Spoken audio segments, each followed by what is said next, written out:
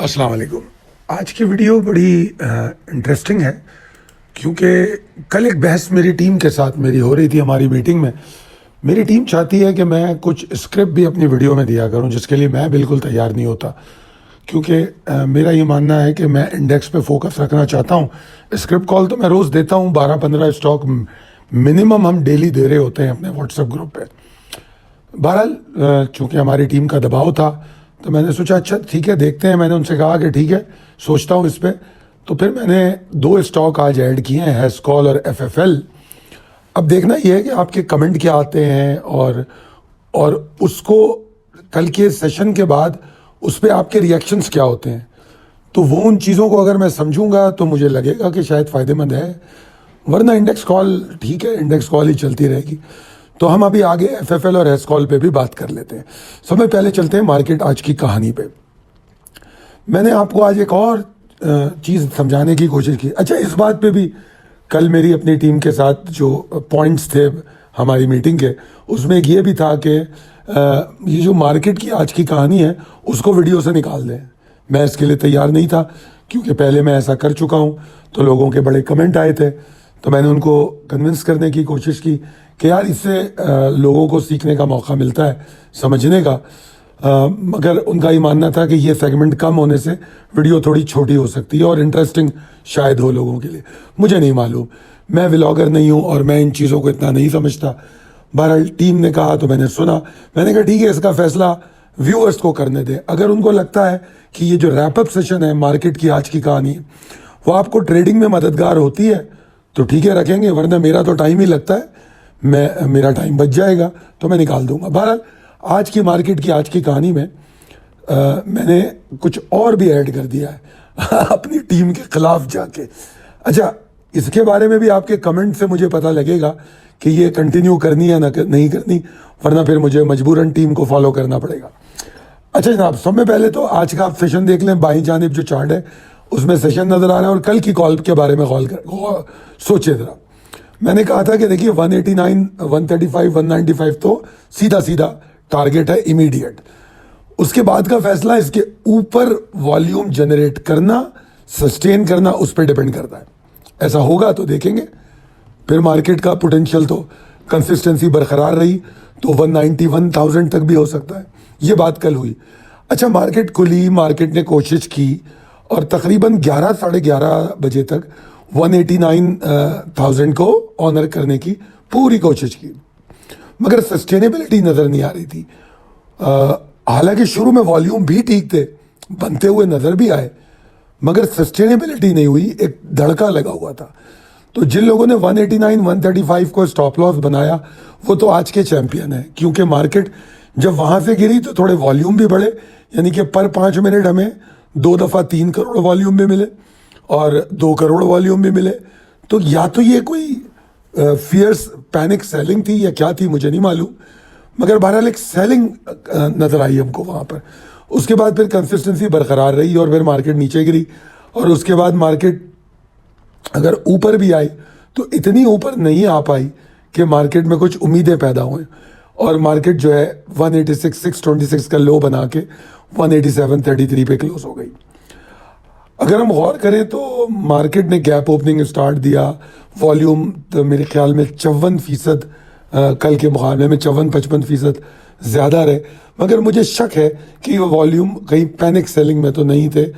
Panic selling में भी हो सकते हैं और कुछ टारगेट एक्यूमुलेशन या बाइंग भी हो सकती है, जो कुछ स्टॉक मुझे ऐसे नज़र आए जिसमें शायद टारगेट बाइंग भी हुई है। वैसे तो इंडेक्स 1588 पॉइंट के नुकसान के साथ बंद हुआ, मगर हाई से क्लोजिंग देखूं तो तकरीबन मार्केट में 2500 पॉइंट का नुकसान हुआ है। ये पावर ऑफ बियर्स 2400 या 2500 पॉइंट कह लें। और अगर मैं हाई से लो देखूं तो 2900 पॉइंट मार्केट नीचे आई है। तो ये चीज़ें थी जो देखने और समझने की थी, तो हम इस पर बात करेंगे। मगर ये जो दाएं जानिब चार्ट है इसको ज़रा गौर से देखिए, ये क्यों है, क्या बता रहा है, इस पर समझने की कोशिश कीजिए। नंबर 1, इसमें मैंने गैप अप दिखाया, ठीक है जी। तो गैप अप एक्साइटमेंट ठीक है हुआ, 189, 135, 195 अचीव हो गया, ठीक है। अच्छा, ये दाएं वाला आवरली चार्ट है, उसके बाद ऊपर खुलने के बाद जो अगले 2 घंटों की कैंडल है, मतलब दूसरा घंटा तीसरा घंटा टेक्निकली बनता है वो, तो वो जो तीसरा घंटा है वो साबित कर चुका था आइडेंटिकल हाइज एक सिग्नल होता है जो एग्जॉस्शन का, ठीक है ना। तो उसने एक पहला अलर्ट तो दे दिया था, और उसके बाद उस कैंडल की जो ताकत थी वो अलग से नजर आ रही है। वो पिछली कैंडल से दुगनी, बल्कि उससे भी ज्यादा, 3 गुना ज्यादा बेयरिश थी, ताकतवर थी। तो ये चीजें, ये 2-3 सिग्नल हमको वही नजर आ गए थे। फिर बाएं जाने बगैर हम देखें तो हम 189 135 को क्रॉस कर चुके थे। मैं कहता हूं ना कि मुख्तलिफ जावियों से देखना होता है। ये चीजें हमने यहाँ पे देखी, और उसके बाद फिर वो तसलसल मैंने आपको आवरली चार्ट पे दिखाया। अगर आपको लगे कि ये रैपअप आपके काम आता है तो कमेंट करके बताइए, वरना फिर हम टीम की बात सुनेंगे और रैपअप निकाल देंगे। अब आ जाते हैं स्ट्रेटेजी फॉर कमिंग सेशन। देखिए, चार्ट दोबारा से एक सिग्नल तो दे रहा है एग्जॉस्शन का, ठीक है ना, मगर वो सिग्नल जो है उसको कम से कम एक और सेशन चाहिए कंफर्मेशन के लिए। और इतना मुश्किल नहीं है उस सिग्नल को समझना कि वो क्या है और कितना, मतलब उसको किस तरह समझना है। मैं आपको इसका एक आसान तरीका बता देता हूँ कि कल जब हम मार्केट को देख रहे होंगे तो आप सिंपली ये समझिएगा कि कल के लो के नीचे, ये मतलब आज के लो के नीचे अगर मार्केट सस्टेन हो तो आप समझना कि मार्केट में मसला है। और दूसरा एक, ये मैं आपको एक क्या कहना चाहिए, रॉ तरीका बता रहा हूँ समझने का। और आज की जो कैंडल है उसका जो 50% है, अगर उसके ऊपर मार्केट नहीं आ रही तो मार्केट में मसला ही है, ठीक है। ये सारे रॉ तरीके बता रहा हूँ, और ये सब मैं आज आपको इसलिए बता रहा हूँ कि मेरी टीम ने मुझे एक और बात कही है कि जी बहुत से लोग सेंटिमेंट को समझना चाहते हैं, सीखना चाहते हैं, तो उसके लिए कुछ कोर्स का एहतमाम करें। तो मैंने उसका पॉजिटिव सिग्नल दिया है कि बिल्कुल मैं वीकेंड पे ये काम कर सकता हूँ। तो अगर आपको ये चीज़ें सीखनी और समझनी है तो आप उन कोर्सेज का हिस्सा ज़रूर बनिए, ठीक है जी। आगे चलते हैं। तो कल जो है एग्जॉस्शन की कंटिन्यूएशन को हम देखेंगे। हमको आज निकलना चाहिए था, क्योंकि मैंने वो रैपअप में समझा दिया कहाँ कहाँ निकलने की पॉसिबिलिटी थी। और अगर स्टॉक को देखें तो फिर ट्रेलिंग स्टॉप लॉस का ऑप्शन मौजूद था। अब थोड़ा सा ना, जिस तरह की क्लोजिंग हुई है और जिस तरह के सिग्नल आए हैं, पेशेंस की ज़रूरत है। ये नहीं है कि इंडेक्स मंदी में आ गया है, मगर ये है कि हमको थोड़ा नीचे शायद माल मिल सकता है। तो हम बाइंग अपॉर्चुनिटी को देखेंगे इंडेक्स के प्रेशर के साथ, और कौन से अच्छा, कल भी कुछ स्टॉक परफॉर्म करेंगे, उन स्टॉक पर मैं बात भी करूंगा और आपको कल की स्क्रिप्ट कॉल में भी दूंगा। तो प्राइमरी ट्रेंड तो बुलिश है, मगर इंडेक्स जो एडजस्टमेंट करता है वो अप्रोप्रिएट होती है, कोई परेशानी की बात नहीं होती, उसमें घबराना नहीं होता। तो मेरे ख्याल में वो एक्यूमुलेशन अपॉर्चुनिटीज होती हैं, तो उसको ज़रूर फॉलो करना चाहिए, ठीक है जी। इसमें सेलेक्टिविटी बहुत इंपॉर्टेंट है कि आप कौन से स्टॉक सेलेक्ट करते हैं। आगे चलते हैं इंपॉर्टेंट लेवल एंड ट्रिगर पे। पहले तो मैंने एक रॉ तरीका भी बता दिया। अब अगर मैं प्रिसाइसली बात करूं तो 186,560 के नीचे मसला है, एग्जॉशन कंटिन्यू कर सकती है। और फिर अगर आप मजीद समझना चाहते हैं तो मैं तो कहूँगा 186,760 के नीचे भी आप एंट्री मत लें, पहले बैठ के देखें आराम से। हमारे पास 2 अच्छी सपोर्ट्स हैं, 186 135 वाली और 185 190 और 60 वाली। इन 2 सपोर्ट के अराउंड हम कुछ पॉसिबिलिटी देखेंगे कि शायद रिकवरी यहाँ से हो, मगर पहले देखना है, जंप नहीं करना, पहले देखना है कि यहाँ सपोर्ट बन रही है या नहीं बन रही। तो ये तो इसका पहलू हो गया गिरावट का। अब अगर ऊपर खुलती है या हाइपर मूव बनती है, उसमें क्या हो सकता है। देखिए 187 690 725 तक तो ना मैं कोई उम्मीद ही नहीं कर रहा कि मैं बुल्स पे बिलीव करूं। I am not going to believe bulls, ठीक है। अगर इसके ऊपर मार्केट रुके, वॉल्यूम जनरेट करे और 10:30 11 के बाद आपको सस्टेनेबिलिटी नजर आए, तो कुछ हम उम्मीद करेंगे कि एक छोटी वेव बनेगी, कंफर्मेशन और ऊपर होगी, कंफर्मेशन और ऊपर होगी, मगर हम शॉर्ट टर्म मूव और शॉर्ट टर्म ट्रेडिंग हमारी कंप्लीट हो जाएगी।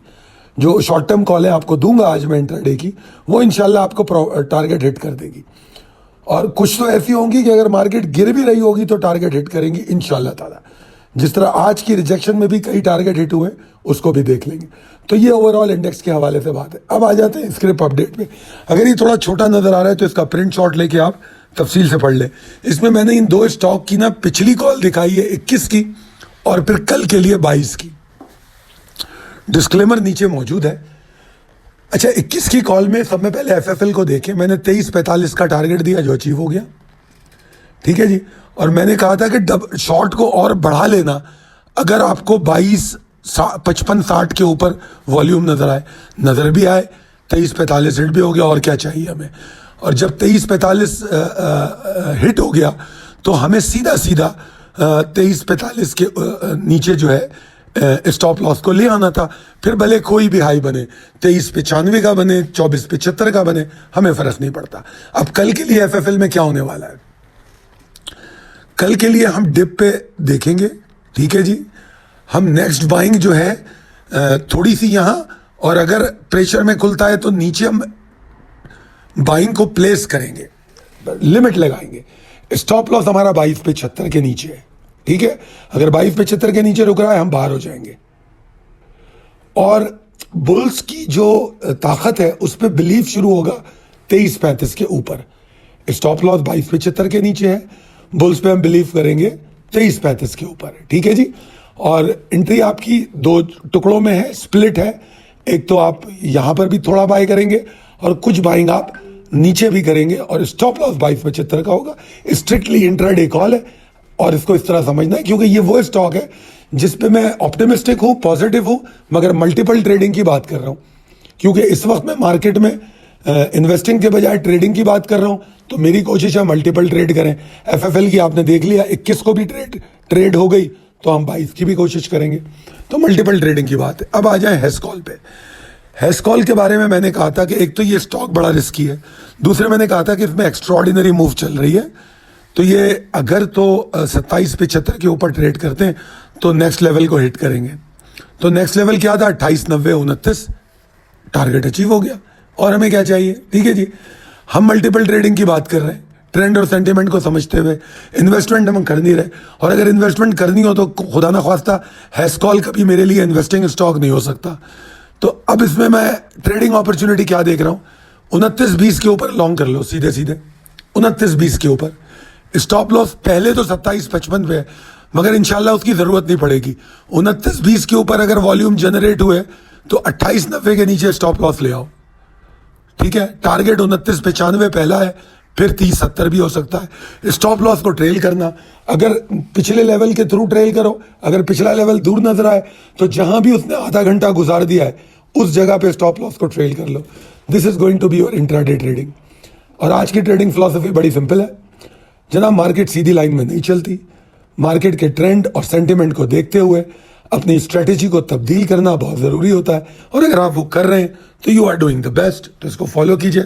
उम्मीद करता हूं कि आप इस कॉल का फ़ायदा उठाएंगे। आपके कमेंट बताएंगे कि अगली वीडियो में मुझे क्या करना है। बहुत शुक्रिया, अल्लाह हाफिज़।